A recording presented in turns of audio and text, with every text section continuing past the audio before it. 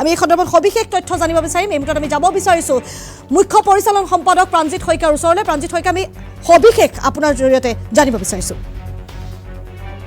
মুৰলী যি 4জন মন্ত্ৰী নতুনকৈ মন্ত্ৰী অন্তৰ্ভুক্ত কৰিয়ে প্ৰথম মন্ত্ৰীসভা গঠন কৰিছে ডক্টৰ হিমন্ত বিশ্ব শৰ্মাই। এই 4জন মন্ত্ৰীয়ে বিভাগসমূহ ইতিমধ্যে আবণ্টন দিয়া হৈছে। কেইমুহূৰ্তমানৰ পূৰ্বে ৰাজভৱনে আনুষ্ঠানিকভাৱে এই সন্দৰ্ভত জাননী জাৰি কৰিছে। ৰামেশ্বৰ তেলী ইতিমধ্যে আমাৰ স্ক্ৰীণত আছে। ৰামেশ্বৰ তেলীক ট্ৰেন্সফৰ্মেশ্যন এণ্ড ডেভেলপমেণ্ট যিটো বিভাগ, সেই বিভাগটো দায়িত্ব দিয়া হৈছে। অত্যন্ত গুৰুত্বপূৰ্ণ বিভাগ। তেওঁক শ্ৰমিক কল্যাণ বিভাগৰো দায়িত্ব দিয়া হৈছে। চাহ জনগোষ্ঠী সম্প্ৰদায়ৰ এজন প্ৰতিনিধি হিচাপে এইটো তেওঁ এটা অত্যন্ত গুৰুত্বপূৰ্ণ বিভাগ বুলি ক'ব লাগিব তেওঁৰ বাবে।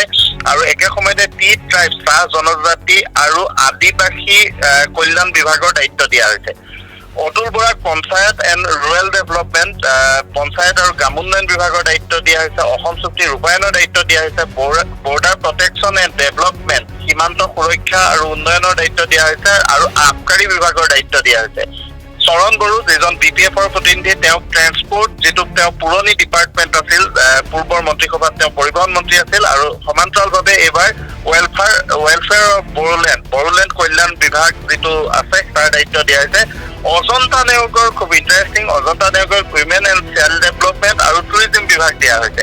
এতিয়া কথাটো হৈছে যে যোৱাবাৰ থকা মন্ত্ৰী 3জন এইবাৰ মন্ত্ৰীসভাত অন্তৰ্ভুক্ত হৈছে। ৰামেশ্বৰ তেলী নতুনকৈ আহিছে।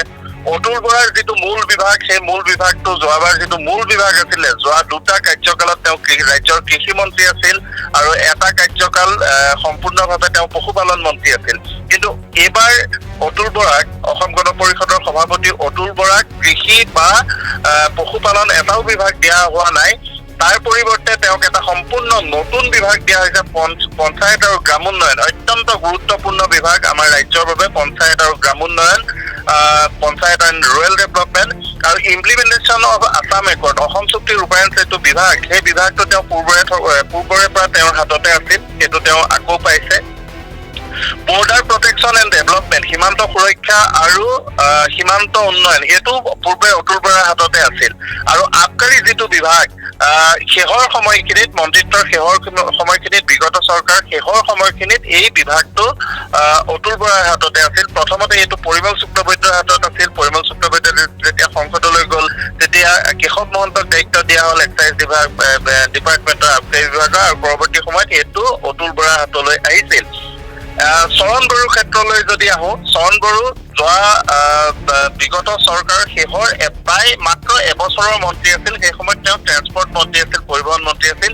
আৰু এইবাৰো তেওঁক পৰিবহণ বিভাগৰ দায়িত্ব দিয়া হৈছে। লগতে ৱেলফেয়াৰ অফ বড়োলেণ্ড কল্যাণ যিটো বিভাগ, সেই বিভাগটোৰ দায়িত্ব দিয়া হৈছে। অজন্তা নেওগ, খুব ইণ্টাৰেষ্টিং, অজন্তা নেওগ যোৱাবাৰ বিত্তমন্ত্ৰী আছিল, ৰাজ্যৰ যথেষ্ট প্ৰভাৱশালী মন্ত্ৰী আছিল। আৰু সমান্তৰালভাৱে তেওঁৰ হাতত উইমেন এণ্ড চাইল্ড ডেভেলপমেণ্ট বিভাগটো আছিল, মহিলা আৰু শিশু কল্যাণ যিটো বিভাগ। কিন্তু এইবাৰ তেওঁক গুৰুত্বপূৰ্ণ বিভাগ হিচাপে মহিলা আৰু শিশু কল্যাণ বিভাগটোৰ দায়িত্ব দিয়া হৈছে আৰু পৰ্যটন বিভাগৰ দায়িত্ব দিয়া হৈছে, যিটো যোৱা কাৰ্যকালৰ শেহৰ ফালে পৰ্যটন বিভাগটো ৰঞ্জিত কুমাৰ দাসৰ হাতত আছিল। আৰু ৰঞ্জিত কুমাৰ দাস এইবাৰ অসম বিধানসভাৰ অধ্যক্ষ হোৱাৰ পথ নিশ্চিত হৈছে। তাৰ পূৰ্বে সেই বিভাগটো, পৰ্যটন বিভাগটো জয়ন্ত মল্ল বৰুৱাৰ হাতত আছিল।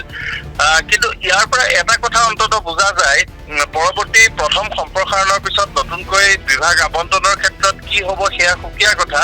কিন্তু অজন্তা নেওগে এইবাৰ বিত্ত বিভাগৰ দৰে গুৰুত্বপূৰ্ণ বিভাগটো যে পোৱা নাই বা নাপালে সেইটো স্পষ্ট হৈছে। তাৰ পৰিৱৰ্তে তেওঁ মহিলা আৰু শিশু কল্যাণ বিভাগটো পাইছে আৰু উপৰঞ্চি টুৰিজম বিভাগটো পাইছে। আৰু বাকী যিসমূহ বিভাগ, গৃহ বিত্তকে গড়কাপ্তানিকে ধৰি সকলো বিভাগ, আন মন্ত্ৰীক আবণ্টন নিদিয়া সকলো বিভাগৰ দায়িত্ব মুখ্যমন্ত্ৰীৰ হাতত আছে। কিন্তু মই এটা কথাই কৈছো যে ৰামেশ্বৰ তেলী যেতিয়া তেওঁ শপত গ্ৰহণ কৰিছিল, তেওঁ মুখ্যমন্ত্ৰীৰ পিছতে শপত গ্ৰহণ কৰিছিল। আৰু আনুষ্ঠানিকভাৱে সেইটোৱে আচলতে আনুষ্ঠানিকভাৱে বা বুলি নকলেও পৰম্পৰাগতভাৱে সেইটো মন্ত্ৰীসভাৰ ছেকেণ্ড ইন কমাণ্ড বুলি আমি ক'ব পাৰো। আৰু ট্ৰেন্সফৰ্মেশ্যন এণ্ড ডেভেলপমেণ্ট ৰাজ্যখনৰ উন্নয়ন আৰু বিকাশৰ বাবে এটা অত্যন্ত গুৰুত্বপূৰ্ণ বিভাগ। আৰু এই বিভাগটোৰ দায়িত্ব মন্ত্ৰী ৰামেশ্বৰ তেলীক দিয়াটো অত্যন্ত গুৰুত্বপূৰ্ণ। আৰু মন্ত্ৰী ৰামেশ্বৰ তেলী আমি সকলোৱে জানো, তেওঁ দল বাগৰি আন দলৰ পৰা আহি বিজেপিৰ নেতা বা মন্ত্ৰী হোৱা মানুহ নহয়। ৰামেশ্বৰ তেলী 1999 চনতে ভাৰতীয় জনতা পাৰ্টীত যোগদান কৰিছিল আৰু এইবাৰ বিভাগত নতুন চৰকাৰখনত তেওঁ ট্ৰেন্সফৰমেশ্যন এণ্ড ডেভেলপমেণ্ট অত্যন্ত এটা গুৰুত্বপূৰ্ণ বিভাগ দিয়া হৈছে আৰু labour welfare, T tribes and আদিবাসী ৱেলফেয়াৰো দুটা গুৰুত্বপূৰ্ণ বিভাগ ৰামেশ্বৰ তেলীৰ হাতত। অতুল বৰাৰ হাততো যদিও তেওঁ কৃষি বিভাগ বা পশুপালন পোৱা নাই, কিন্তু তাতকৈ কম গুৰুত্বপূৰ্ণ নহয়, তাতকৈ বেছি গুৰুত্বপূৰ্ণ বুলি ধৰিব পাৰোঁ আমি পঞ্চায়ত এণ্ড ৰুৰেল ডেভেলপমেণ্ট। সাম্প্ৰতিক সময়ত পঞ্চায়ত এণ্ড ৰুৰেল ডেভেলপমেণ্টে সমগ্ৰ ৰাজ্যখনৰ এখন ৰাজ্যৰ উন্নয়নৰ গোটেই বিষয়টো নিৰ্ভৰ কৰে হেৰিয়ৰ ওপৰত, পঞ্চায়ত এণ্ড ৰুৰেল ডেভেলপমেণ্টৰ ওপৰত। সেই পঞ্চায়ত এণ্ড ৰুৰেল ডেভেলপমেণ্টৰ দায়িত্ব দিয়াটো অতুল বৰাৰ ওপৰত মুখ্যমন্ত্ৰী হিমন্ত বিশ্ব শৰ্মাই যে গভীৰ আস্থা প্ৰকাশ কৰিছে সেইটো প্ৰায় প্ৰকট হৈ পৰিছে। আৰু ইমপ্লিমেণ্টেশ্যন অফ আছাম একৰ্ড সদৌ অসম ছাত্ৰ সন্থাৰ প্ৰাক্তন সভাপতি আছিল আৰু ষষ্ঠ 6 নং দফা কাৰ্যকৰী সম্পৰ্কীয় যিখন কমিটি, সেই কমিটিখনৰ গুৰু দায়িত্বত আছে অতুল বৰা। সেই হিচাপে তেওঁক পুনৰ implementation of Assam accord Assam চুক্তি ৰূপায়ণ বিভাগৰ দায়িত্ব দিয়া হৈছে আৰু একে সময়তে তেওঁক বৰ্ডাৰ প্ৰটেকশ্যন এণ্ড ডেভেলপমেণ্ট, যিটো পূৰ্বেও আছিল, এক্সাইজ পূৰ্বেও আছিল। ট্ৰেন্সপৰ্ট শৰণ বড়োৰ হাতলৈ গৈছে, অত্যন্ত গুৰুত্বপূৰ্ণ বিভাগ। পূৰ্বৰ বিভাগটো ৰিটেইন হৈছে। এই মন্ত্ৰীসকলৰ ভিতৰত যি 4জন মন্ত্ৰী, তাৰ 3জন পূৰ্বৰ মন্ত্ৰীসভাত আছিল।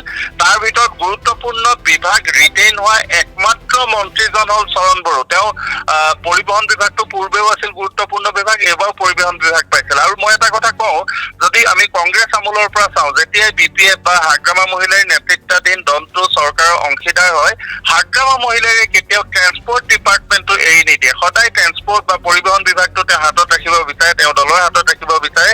সেই অনুসৰি পূৰ্বে চন্দন ব্ৰহ্মই এই বিভাগৰ মন্ত্ৰী আছিল আৰু পৰৱৰ্তী সময়ত যেতিয়া আকৌ ৰাজনৈতিক প্ৰেক্ষাপট পৰিৱৰ্তনৰ পিছত হাগ্ৰামা মহিলাৰী ৰাজনৈতিকভাৱে প্ৰভাৱশালী হৈ উঠিল, লগে লগে তেওঁৰ মন্ত্ৰীসভাত তেওঁৰ দলৰ প্ৰতিনিধি হিচাপে শৰণ বড়ো অন্তৰ্ভুক্ত হ'ল আৰু সেই শৰণ বড়োৱে তেওঁ ট্ৰেন্সপৰ্ট ডিপাৰ্টমেণ্ট পালে। যোগেন মোহনৰ হাতত থকা ট্ৰেন্সপৰ্ট বিভাগ তেওঁৰ হাতলৈ নিয়া হৈছিল আৰু এইবাৰো ট্ৰেন্সপৰ্ট ডিপাৰ্টমেণ্ট পাইছে। কিন্তু তুলনামূলকভাৱে অজন্তা নেওগৰ ক্ষমতা আগতকৈ কমিল বুলি আমি ক'ব পাৰোঁ, কাৰণ বিত্ত, গড়কাপ্তানি, গৃহ এইবিলাক অত্যন্ত গুৰুত্বপূৰ্ণ বিভাগ।